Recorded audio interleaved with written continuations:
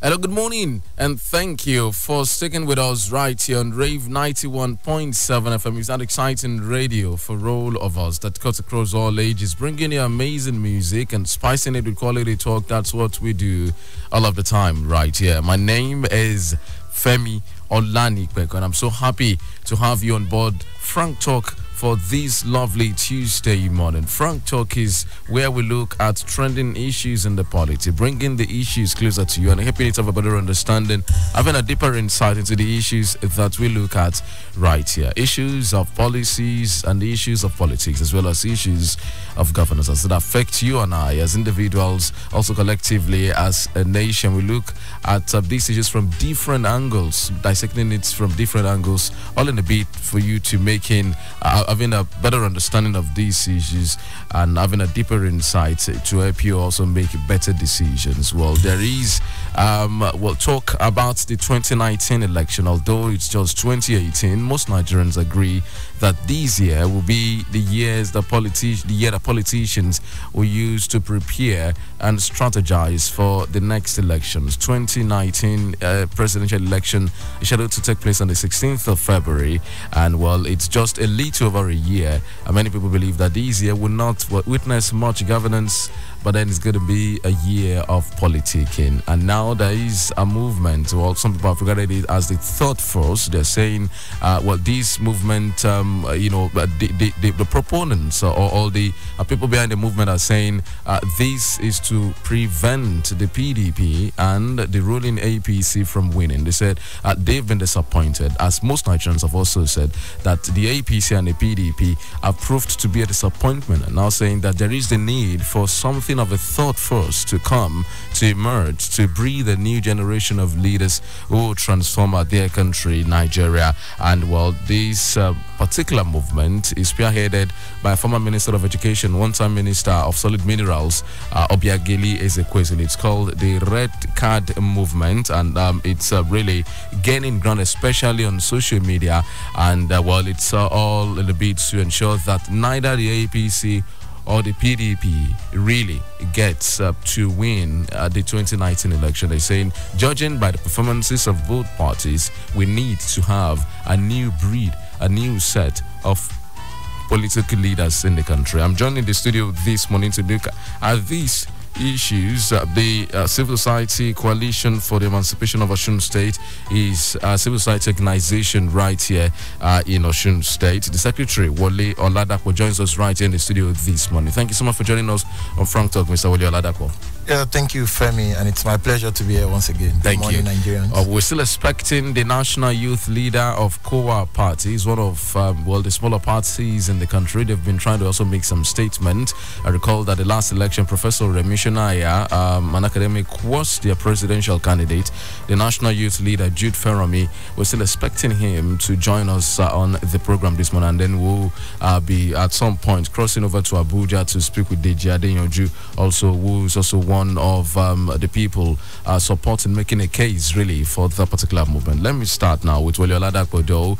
These particular recap movement, some people have actually welcomed it with some level of derision, saying, well, it's not in this country, even in developed world, the America that we like to cite all of the time, you have two main political parties, the Republicans and the Democrats. That's the same case right here in Nigeria, that no thought force will work here. Do you believe so? Well, I don't want to believe that a third force will not work. However, a third force for 2019 election might not really work. And the way Nigeria is currently, some of us are happy that Nigerians are waking up and they are getting to understand that what we currently are in is not what we bargained for and what we should be experiencing as a nation.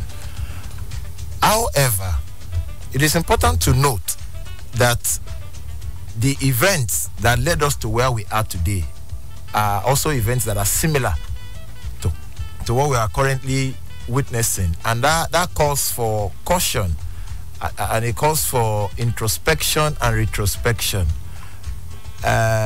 Many of the people, especially the leader of the Red Card movement, was also one of the leaders of the Bring Back Our Girls, which was actually one of the movements that saw to the end of the last administration, the PDP and President Goodluck Jonathan by extension. And of course, we saw that Nigerians are expectant, and Nigerians jump at every opportunity that comes before them. Most times they take decisions based on sentiments, and this has not led us anywhere. I'm a socialist, and from 1999 till date, I have only advocated one thing, and that is system change. Until there is a system change, we go nowhere as a people. Do we really need a thought force? Do we really need another movement, another political sort of ideology or group aside the APC? Exactly, that is the word. When I said system change, I'm talking about ideology. Basically, the two major political parties in Nigeria, they don't even have ideology. And until there is a clear-cut ideology which drives the party, it drives the agenda, irrespective of who their flag bearers are, we have movement. Well, there are people who won't agree with you that these political parties, the APC and the PDP, do not have ideologies. As they are formed, some are called the progressives. The PDP is thought to be conservative in nature. Isn't that some ideology in itself? You said thought. When you say ideology, okay, the APC calls itself progressive. Calls itself. It is not what it calls itself. It is by what we who are being governed see. It is not what they call themselves that matter. Anybody can call himself any name. We can come out and say, okay, we are even progressive plus conservative. Do you understand? Even this third force that is almost imagined. If they can come now and say, okay, they want to have a mixture of conservatism and progressivism. That is what they would say. But in the actual sense of it, what are we saying? As far as I am concerned, no political party in Nigeria has clear-cut ideology which governs them, by which he wants to govern the people. And that's why we advocate a system change. A system change is finding a way to do things differently from the way we do them. Let people come together. Even this third force, if it will still enter the shoes that this current set of parties that they are giving red card to are here, then we will continue. This same process continues. And that's the truth. Ideology drives an organization. It drives a political party. When it drives you, you will discover that you will not. PDP, AP say they are progressives. What have they done differently from PDP? What exactly? From selection of their candidates to how elections are conducted to how monies are gotten for election. What is different? So why are you now telling me one is progressive and one is conservative? Those are just titles or names or whatever. But how did we get here? If Nigerians are at this moment frustrated with existing political parties and they are now clamoring for a new grouping, for a thought force, saying, okay, why this red card movement is getting some, a patronage in the first place? Isn't this a kind of a frustration with existing political parties? Exactly. You see, Nigerians are quick to be highly expectant, and they're also quick to get frustrated. Remember when President Goodluck Jonathan was coming? Oh my God, it was the first PA deal that to come and rule Nigeria, and that became the issue. No, when some of us were looking at the circumstances surrounding how the man was coming and the party he was coming into with not clear-cut ideology, we knew we were not going to get anything. And when in 2015 this movement also started, change, we were just laughing. Change to what? What are we changing to? Where are we changing from? What is changing? You're just changing personalities, running the same ideas. Now we are coming into it again, and Nigerians are quick to draw sentiments. Nigerians, as intelligent as we are, we don't deal with issues the way they are. We deal with issues with sentiment. And if you see that this red card movement now, what is actually driving it now is sentiment, and the sentiment is coming from the resentment now of see how much we work to bring this government on board and see what this government is doing. And for some of us, in 2015 general election, I supported Professor Remi Shonaya. It's good you even mentioned that this morning. Because as far as I was concerned, that was the only candidate in that election that had a clear-cut program for the people of Nigeria. If you followed all through on social media, on the debates, she has the programs, she has how she has itemized that she wants to address those issues. But they didn't give her a chance. Unfortunately, even people like Obe Ezekwesili is now the leader of the Red Card Movement, who was the leader of the Bring Back Our Girls then. Who, as a woman, even this issue was supposed to be driven by that time from the feminist angle. But they did not look, it was sentiments. Jonathan must go. Jonathan must go. We were laughing because we knew that even if Jonathan left, what we are coming into is likely to be worse than Jonathan. And of course, today we are witnesses to it. So it's unfortunate. And we are hoping that the sentiment that is also driving them now to start this will not eventually end them more bitter than they currently are, more frustrated than they currently are. What's up, Mr. Ladapo? You talked about systems change. Yes. But how do you achieve a systems change without bringing in a thought force like this red card movement to effect that change? Do you believe these existing parties, the APC or the PDP, can effect a systems change that we so much need in this country? The APC and the PDP cannot effect a system change. And of course, we even see that the system they currently run is not sustainable. If we want to be sincere with ourselves, you see the bickering in APC today, the ruling party, see the bickering in PDP.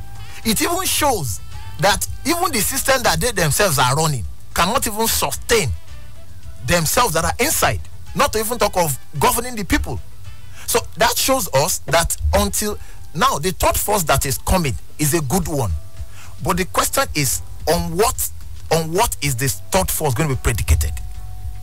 Those are the issues. Of course, we know that all over the world, democracy is expensive, and that's the truth. But we can do it better. We can do better. Some of us we are not prophets. It is not being spiritual. Just analyze issues and events, and you can see the outcomes. When President Muhammadu Buhari was coming, we knew nothing was actually going to change, and that's the truth. For a man who went ahead, who told Nigerians that he went ahead to borrow money to take a loan from a bank to get a party nomination form, and I was asking a question: how then will he fund the elections? And nobody was answering and nobody was saying anything. Of course, the election was funded. If somebody took 27 million naira loan and eventually the election was funded with over 100 billion naira, where did it come from? Nobody asked questions. And you expect the man to come and you want him to come and fight corruption through which he got to office? So you see, as long as the third force that is coming, at the end of somebody will come and say, okay, these are presidential candidates. Then you start looking for money bags again. Then they will leave PDP and APC. They'll come and fund the election. And somebody will emerge. And that person will emerge now and he will not run anything different from what APC and PDP have done. And you will start shouting again. So when I say systems change, we need to look at the indices. We look at what makes us a people. How can we get better? If elections are not going to be funded the way it is funded, if Nigerians will be able to hold leaders accountable, not on the basis of ethnic sentiment or party sentiment, you will see that the system will change and there will be performance and we'll move forward from where we are. We cannot be doing this merry-go-round again and again and not agree to the kind of name that President Trump is calling countries like Nigeria. No, I mean, to what end with these red card movement or third force will go? You talked about Kowa Party at that time. You talked about the fact that you supported Professor Rave at the last elections. Yeah. If we have such fringe parties, at the moment Nigeria has 68 political parties. Yeah. Why can't we, as a matter of convenience or emergency, I mean, look at one of those parties to support? Why do we need to at this moment create another third force? You see, like you rightly positioned, it is important for us to know this and to have this understanding that the money bags that have populated the major, what makes a political party major in the first instance? There was no APC before 2013. It was CPC, MPP. Now they came together to form a mega party from the other major parties, because that is where the money bags are. And you look at it. Once this outlook is not there, Nigerians themselves, you see, this red card movement is a social media thing. And there was something we were discussing last week, and we discovered that largely, most of these people who are commenting on Facebook, who are writing so much on Twitter, many of them do not have voters card. Their outburst ends on Facebook. They can write articles and you will think that Nigeria will collapse tomorrow or Nigeria will be America tomorrow. They don't even have voters card to even start with. Somebody is shouting so much, red card movement, we give them red card. With what do you give them red card? It does not even have a voters card. It will not participate in the electoral process. And yet is there speaking grammar. It's not about grammar. So you see, beyond the social media thing, there is a need to make an average Nigerian get conscious of what role election of leaders can play in your life. A lot of persons do not know. I mean, isn't that part why, part of why this red card movement has come up at this time? They're talking about the need to, let citizens be aware of their powers. Because the last interview Dr. Biagile Ezekwesili had, she was waving a voter's card and talking about the fact that every Nigerian, isn't that raising some awareness, raising some consciousness amongst Nigerians on their powers to actually effect change in the country? See, that also boils down to integrity and character.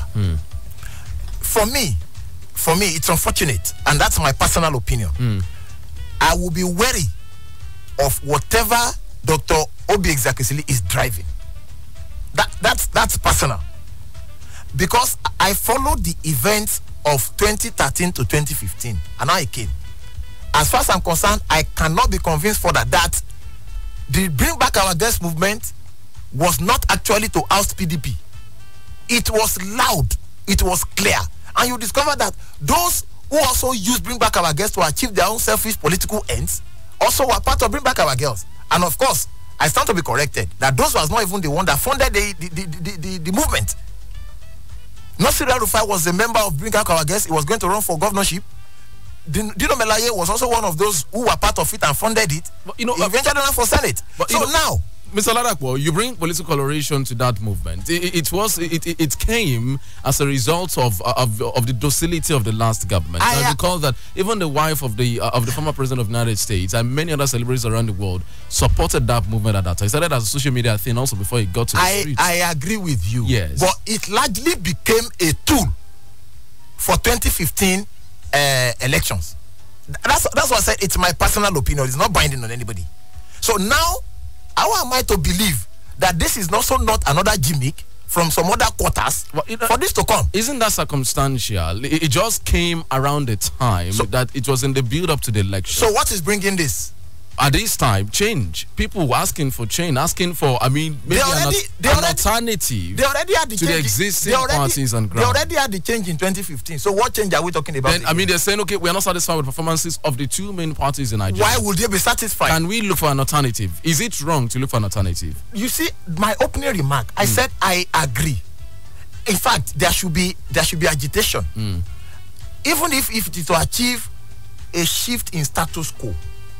Even if it is to make the current government sit up, I am into it 100%. But I am saying that with the benefit of hindsight now, how do I come to trust? You see, when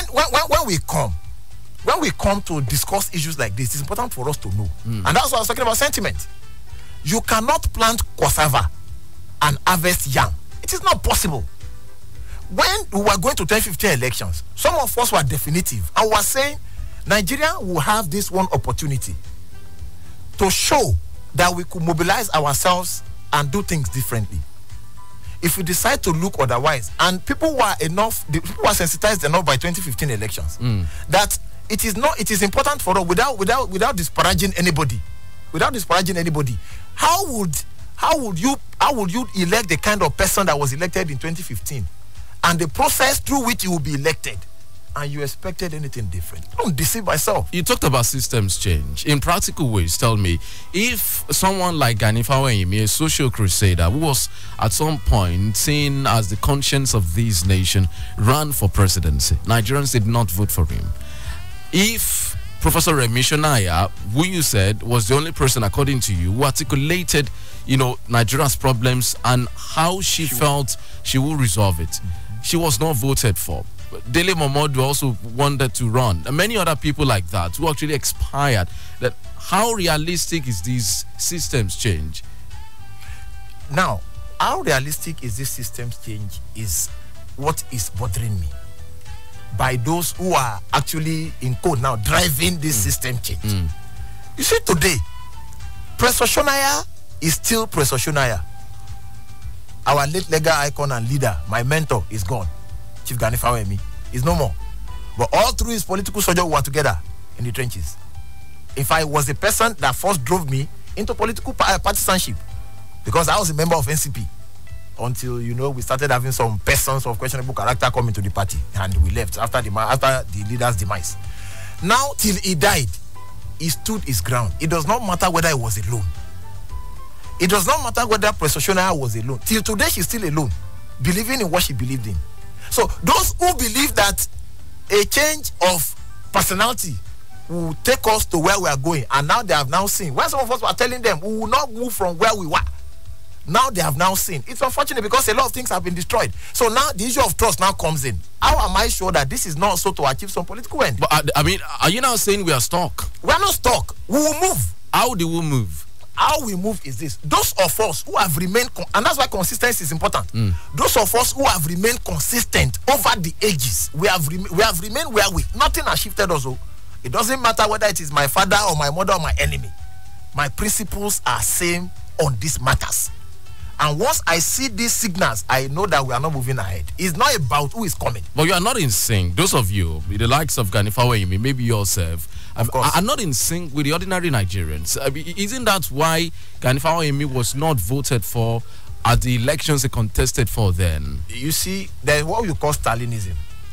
In Stalinism, what you do is basically make the people suffer so much that they can't even think straight.